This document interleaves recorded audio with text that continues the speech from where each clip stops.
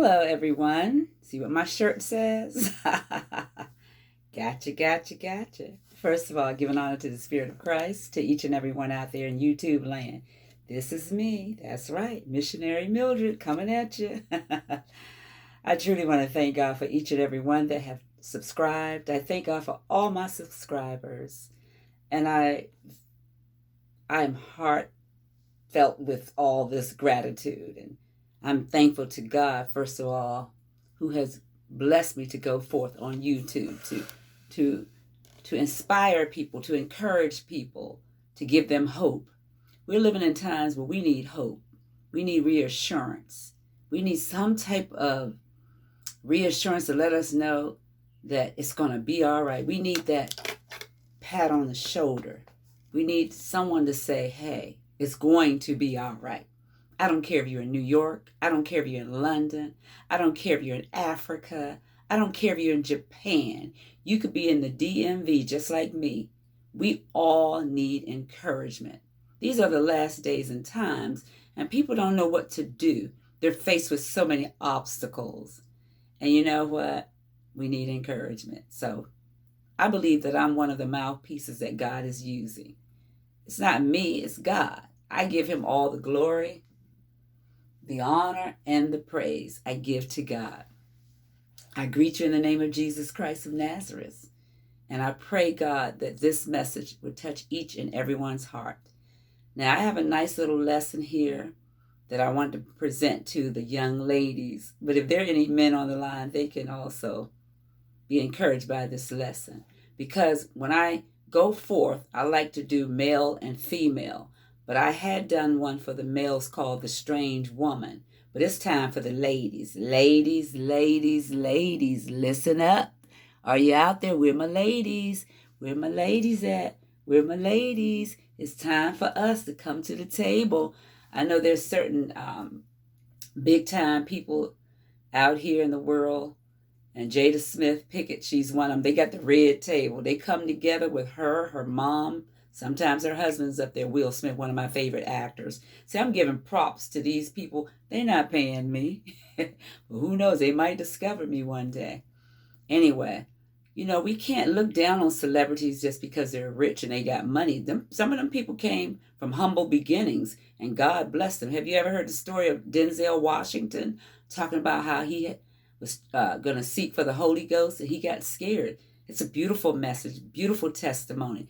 So let's not look down on them because they got money and say, oh, they think they all of that. They don't know God. We don't know what them people know. Let's stop judging. That's what we do too much.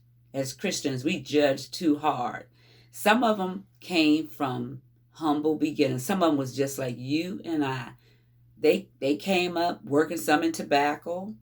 Some of them came up working on farms. Some of them worked in stores as sales personnel. I was a sales personnel. I also worked in hot shops. I worked as a cashier. Then, of course, I went to school. Some of them went to school for acting. So they became actors, and they're really good at it. So let's stop judging people. Some of them were milkmen. Some of them would deal with paper routes. Some of them shine shoes. James Brown was a shoe shine man, and he shined them shoes. But look where he went. He became famous. He made a lot of songs. So we need to stop judging people. Just because we don't have their money, we don't know what they went through in life. But anyway, enough of that. I just wanted to say we need to stop judging people because they have money. There's some people that's going to have money. And the Bible does say the poor you will always have. So sometimes some of us that have a little bit more than the poor, we should give to them. We should give them something. You work hard. And some people are really poor. Some people that are holding signs, they really are struggling. We don't know what they're going through. And with this pandemic, we might see more people out there. I'm not saying give them your whole paycheck. I'm not even saying that. I'm just saying don't always think that there are people out there trying to get over on you. I'm sure some people probably think I'm trying to get over. All I'm trying to do is spread the gospel to a dying world. And what is wrong with that? What's wrong with that? But guess what? As long as God knows what's inside of here, I can't worry about what people think. That's our problem now. We worry too much, and I'm not going to do that. So I want to talk to my ladies. Ladies, ladies, ladies. The perfect guy. Ah, the perfect guy. You know, let me pick up this right here. I used this. I sure did. I put it up there because I thought this was a good movie. You see the back of it too. I really did. Sanaa Lathan, Michael Ealy, and Morris Chestnut. Very good actors. Very good actors. And Screen Gems presented it. A Rockland Falls production. See, I'm giving them shout outs. But this is a true story. This can happen to anybody at any given time.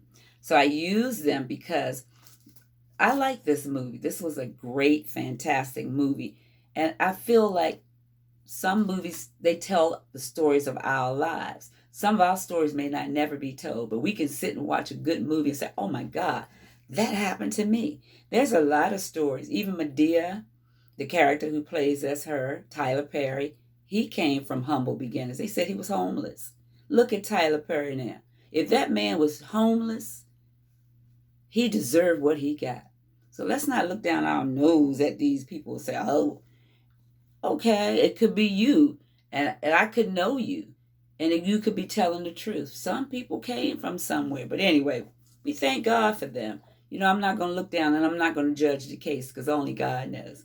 But like I said, some of our lives could be written into a movie, into a book. My story, my life definitely could. And I might become a #1 author with that particular book. I had a lot of twists and turns in my life too. But I wanted to talk to the ladies, and I will kind of want to freestyle first. First of all, ladies, I'm a lady, and I know y'all looking for that perfect guy, or at least a guy who would own up to the expectations of being a good man. Who don't want a good man? Who don't want a good woman? You know what? And we have to be careful because we can be deceived. I think about the 5 senses. There's the touch, taste, feel, smell, and I think hear. Touch, taste, feel, smell, and hear. So with these 5 senses that God blessed us with, we have to use all of them when it comes to a good man. And men, y'all got to do the same thing. So you know what? Like I said, I'm going to write them down. Hopefully you all can remember them because I'm going to take them off the list one at a time. So the first one I said was touch, taste, hear, smell, and see. Now, the first of all, how would I equate touch in there? You know, so touch, we know we can just go and touch somebody, touch the skin. I guess you want to make sure they're real. I'm just kidding. So when you meet an individual for the first time, you know, guys, you know, come up to the ladies and they get to talking and that kind of thing. Sometimes you might even want to pinch yourself to see if he's real because some of these guys are so smooth. You don't even know, like, gosh, am I dreaming? So I'm going to use that touch as pinch yourself, ladies, because sometimes you're not dreaming. This is really real. Some of these guys so smooth, you got to pinch yourself to make sure you're not dreaming. Let's go to taste. Okay, you go out to dinner with someone. The food be so good. You tasting that food to see if it's really, really good. And sometimes we can look at it like this when it comes down to the perfect man or the man that you believe God is putting in your life, a good man. You want to make sure that all that stuff he's feeding to you is not a bunch of hogwash. You know what? So I'm going to say the vibes that will come from this person. You don't want him to leave with a bad taste in your mouth. You don't want to say, you know what? That man really, really put a bad taste in my mouth. You started feeling certain vibes and things don't add up. Trust your instincts. That's why I'm giving you these 5 instincts here to put them in action here. Of course, they're going to talk a lot of stuff, you know, talk. The perfect guy will do that, but a good man, he's not going to talk too much.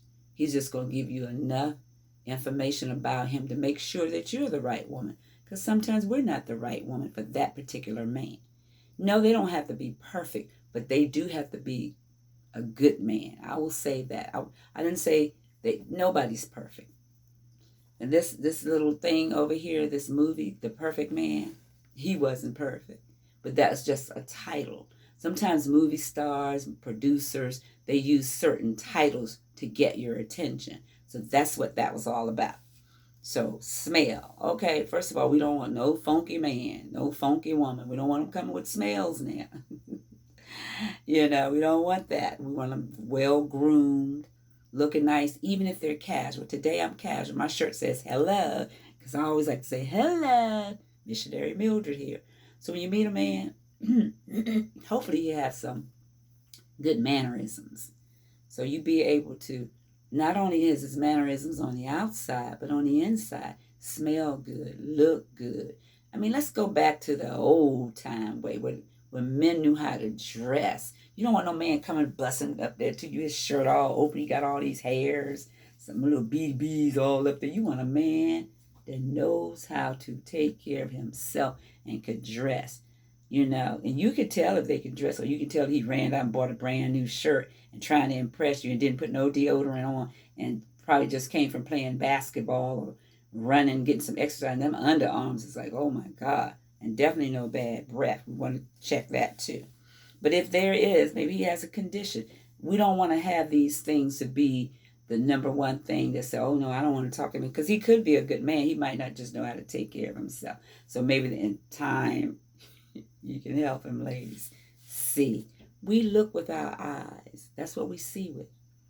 And we know what we like. But the devil also plays in that. So we have to be very, very careful. Because Satan could paint a pretty picture. I mean, he could paint that picture so beautiful. That man could be, oh my God, he could be 6'3". He could have a nice complexion. He could be the man that you dreamed of, ladies. He could be like, oh my gosh, all you could do when you leave his presence is jump on the phone, dial your friends, your girls, say, girl, I think I met the man of my dreams. But you know what? The devil can send people too. So you want to be careful. So I'm saying all that to say, think about these 5 senses. Apply them. And I know this might be kind of a little old-fashioned stuff.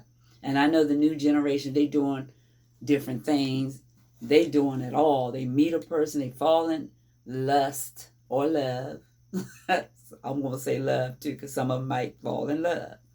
But everything happens so quick. Pop, snackle, crack. Give it time. Take your time. The men need to go back like their fathers and their forefathers did. Take a woman out. Anyway, let's check out this book, the book of Ruth. I'm going to give y'all some biblical. Y'all knew it was coming because I'm going there. I'm definitely going to go to the Bible with this. Okay, now this is the book of Ruth. Now it came to pass in the days when the judges ruled that there was a famine in the land, and a certain man of Bethlehem, Judah, went to sojourn in the country of Moab, and he and his wife and his 2 sons. And the name of the man was Elilich, and the name of his wife was Naomi. And the name of his 2 sons was Mahlon and Shalon, Ephrathites of Bethlehem, Judah, and they came into the country of Moab and continued there.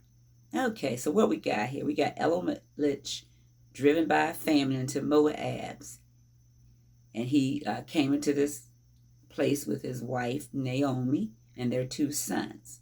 So Elimelech, Naomi's husband, died, and she was left and her 2 sons. So here the father of these 2 sons, and he had a wife named Naomi, he dies. But there was a famine. They traveled to this place, I guess, so that they could get out of the famine. All right, so let's see what happened. Okay, so Naomi, we know, was left with her 2 sons, and they took them wives of the women of Moab. The name of the one was Oprah, and the name of the other Ruth. And they dwelled there about 10 years. So they went to Moab. The dad dies. Naomi was left with her 2 sons. And so the sons, I guess they grew up and they got them some wives. And one of the women name was Oprah, not Oprah, Opha. And the other one name was Ruth. And they dwelled there about 10 years living there. And Mulan and Shalon died. Also, both of them, and the women were left, and the woman was left of her 2 sons, without her 2 sons and her husband. So now look what happened. So Naomi's husband had died. Then she had her 2 sons. The 2 sons got wives, and then they died. So the only person she had left with her was her 2 daughter-in-laws. Wow. So then she arose with her daughters-in-law, that she might return from the country of Moab. For she had heard in the country of Moab how that the Lord had visited his people in giving them bread. Okay, so she got up and she heard from the country of Moab that now the famine was over. And so and God had visited them, and he provided bread. Wherefore she went forth out of the place where she was, and her and 2 daughters-in-law with her, and they went on the way to return unto the land of Judah. So, okay, here go Naomi and her 2 daughters going to return to the land of Judah. And Naomi said unto her 2 daughters-in-law, Go, return each to her mother's house. The Lord deal kindly with you, as ye have dealt with the dead and with me. So in other words, Naomi was like, you know what? Go back to your own country, because my sons are dead. Go back to your own mother's house. You don't have to come with me. This lady had lost pretty much everything she had. Her 2 sons, her husband. She gained 2 daughters-in-laws, but now she was trying to send them away. Okay, let's go down here and see what happened next. So she said, the Lord grant you that ye may find rest, each of you in the house of her husband. Then she kissed them. Oh, that was sweet. And they lifted up their voice and wept. Oh my God. That was a bonded friendship. They had a good bond. Because most mothers-in-laws and daughters-in-laws, sometimes they don't get along. Sometimes they do, sometimes they don't. So, but they had a friendship, so they were getting along. Anyway, and they said unto her, Surely we will return with thee unto thy people. So they wanted to go with Naomi. They wanted to go with her. Wow. And Naomi said, Turn again, my daughters. Why will ye go with me? Are there yet any more sons in my womb, that they may be your husband? In other words, I can't produce any more sons for you. And even if she could, they would be too young for those. Those were grown women. She's old. Naomi was trying to tell them, no, go back. You go back, and I'm going back to my country, my hometown. She said, why would ye tarry for them till they were grown? Why would you even wait if I could have some more children, some more sons, until they were grown? Would ye stay for them from having husbands? Nay, my daughters, for it grieveth me much for your sakes, that the hand of the Lord is gone out against me. So she felt like the divine hand of God had went out against her. Therefore, she lost her husband and her 2 sons. Now, this is a beautiful story. That's why I said we have to wait on God. Wait on God. It's simple as that. This story itself is a love story. This woman, my God, Naomi, she was going to return back after all this tragic that happened into her life. She's going to return back, but she didn't want her daughter-in-laws to go with her because she felt like, stay, get yourself, wait on God to give you another husband. Don't come after me. I'm old. I'm going to go back to my country and I'm going to die there. But I know the famine has left that land. So don't follow me, young ladies. And there probably was young ladies too, not as old as Naomi. Anyway, so they all was crying, and they lifted up their voice and wept again. And Orpah kissed her mother-in-law, but Ruth claved unto her. Now, I'm trying not to say Oprah because it looks so close to that name, but she kissed her. Orpah kissed her mother-in-law, but Ruth claved into her. She had sympathy. Both of them did, but Orpah kissed her, and left. She said farewell to her. And it wasn't a sin because she left. The lady told her to leave. She said, why would you stay and wait? So one left and one stayed. Ruth claved into her. And she said, behold, thy sister-in-law is gone back unto her people and unto her gods. Return thou after thy sister-in-law. So Naomi said, well, look, your sister-in-law has left. Why don't you go too? She was trying to compel her to go. But Ruth didn't want to go. Man, what a connection. That's a great love story. She didn't want to go. She was okay staying with Naomi. She did not want to leave her side. And she said, behold, in 16th verse, and Ruth said, I entreat me not to leave thee, or to return from following after thee. For whether thou goest, I will go. And whether thou lodgest, I will lodge. Thy people shall be my people, and thy God my God. Where thou diest, will I die, and there will I be buried. The Lord do so to me, and more, if aught but death part thee and me. So in other words, what Ruth was saying is, look, wherever you go, I'm going. Whoever your God is, I'm going to serve your God. Only thing that's going to separate us is death, because I'm going with you, Naomi. Don't even make me leave your side. Wow. She was like, I don't want to go back. I want to stay with you. And whatever God you serve, I want to serve that God. My God, that touched my heart. I've always heard this story. I've read some of it, but this is the first time I really got deep into it. I always heard this story before. Beautiful story. So guess what? Only thing I can say, she had consistency. She wasn't going to give up, and she pleaded with Naomi not to push me away. Let me stay with thee. She made a wise choice to stay with her. And when she saw that she was steadfastly minded to go with her, then she left speaking unto her. So when Naomi said, this lady is determined. This is my determined daughter-in-law. She's not going to stop. She's going to keep on. So she stopped talking about it. She stopped trying to push her away. So they too went until they came to Bethlehem. And it came to pass when they were come to Bethlehem that all the city was moved about them. And they said, is this Naomi? And she said unto them, turn the next page, and she said, call me not Naomi, call me Mara. Wow.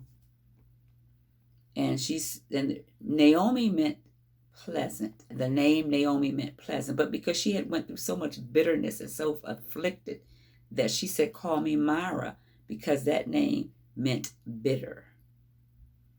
She had been through so many afflictions. She said, don't even call me Naomi anymore. Just call me Mara. For the Almighty have dealt very bitterly with me. I went out full, and the Lord have brought me home again empty. Why then call ye me Naomi, seeing the Lord have testified against me, and the Almighty have afflicted me?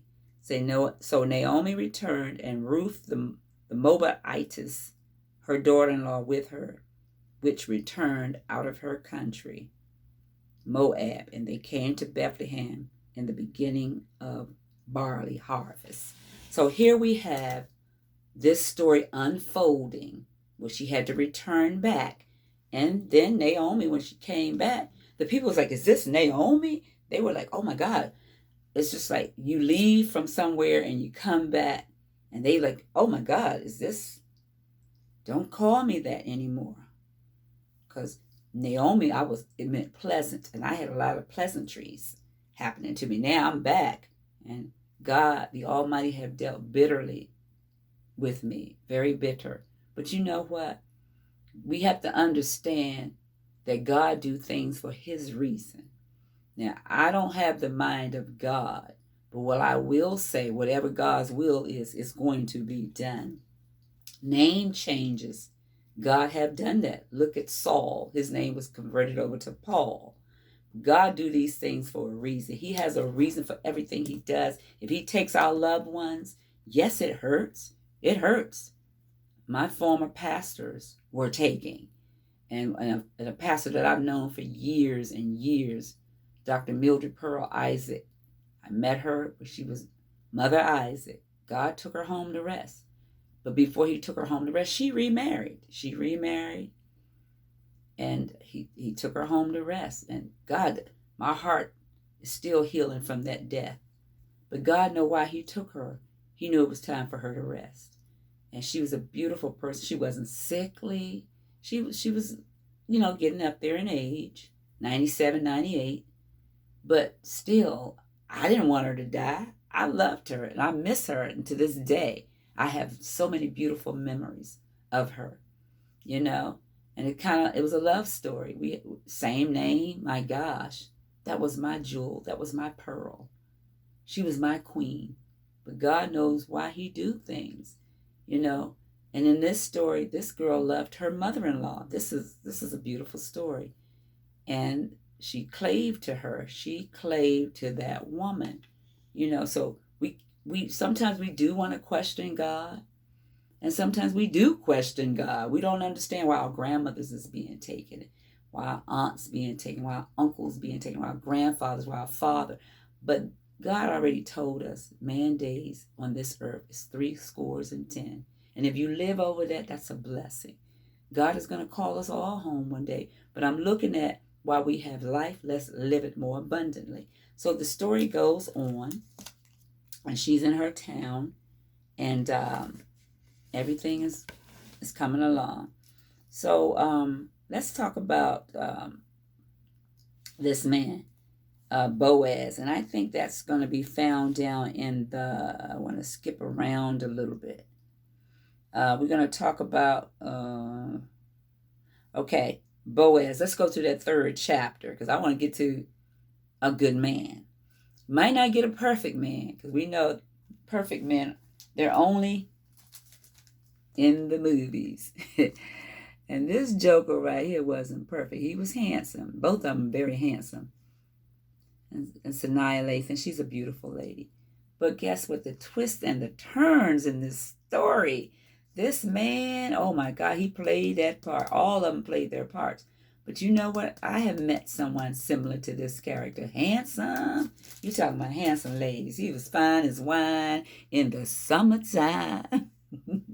But handsome don't always get it. Now, I'm not going to say I want a gorilla. I ain't going to lie. I like a good-looking man, too. And I'm a single woman. And I've seen many handsome men. I've seen guys as young as 25 wanted to talk to me. I'm like, excuse me. You're younger than my baby daughter, so why would I want to talk to a 25-year-old? I'm not a cougar. And I'm not trying to take care of no man. I'm not a sugar mama. And I'm not taking care of you. When you come to me, you better have something to bring to the table. Because I'm not playing. I am not, and I don't want them too old either. What I need with a man, 80-something, 90-something, 100-something. When I get off